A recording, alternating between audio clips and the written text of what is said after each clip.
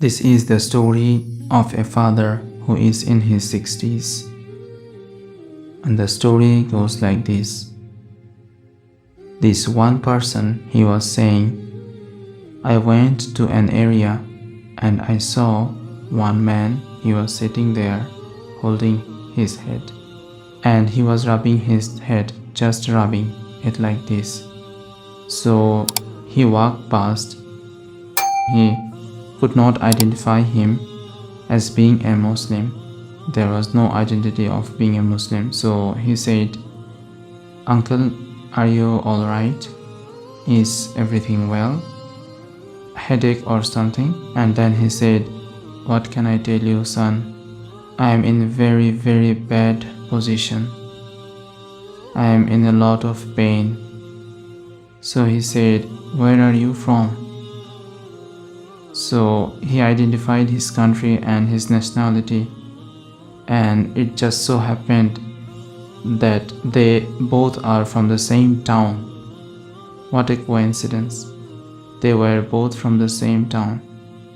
Now, I don't want to mention the country because we are not here to attack any personality, nationality or nothing, because we are one ummah, right? So he walked past and then he sat down and said, Uncle, okay, what is your situation? He said, look, son, I wish I could explain to you the pain which I am feeling. He said, I came back in the 60s. Poor people, we had nothing. We had absolutely nothing. Allah subhanahu wa ta'ala brought me here. I just so happened I got married here, and after I got married I had 2 kids. But my only concern was I need to build bank balance. I need to build a house somewhere nice and big. So now what happened is, he said that I struggled and I worked hard, and now I have got 11 houses, a couple of shops. He said there is no deficiency in money.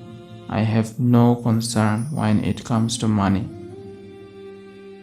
He said, but when did I wake up and when did I realize that I have gone too far and now I need to take a U-turn and come back?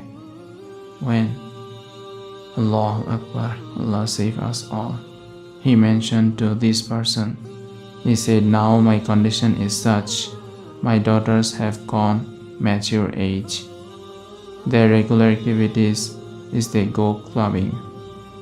And so many times I have seen it with my eyes.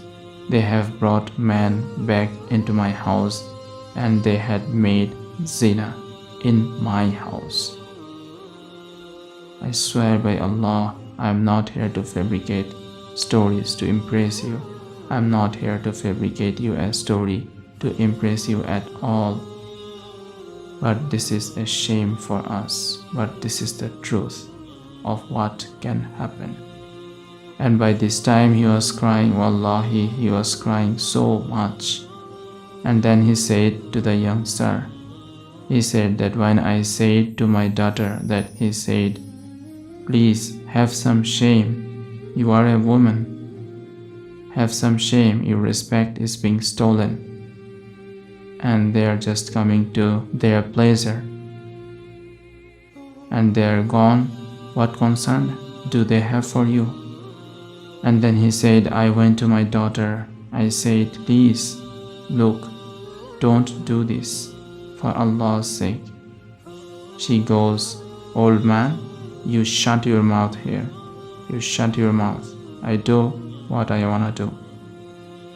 And the mother is taking the side of the daughter. She said, she's alright, man, she can do what she wants to do. It's a free country, we live in a free country. But does that mean we forget the teaching of our religion? We forget the moral of our religion, the teaching of Rasulullah sallallahu alaihi wasallam. Imagine, my brothers and sisters, a beautiful young girl from my ummah with respect has gone out and made shame of herself And what is the father doing all those years? Imagine.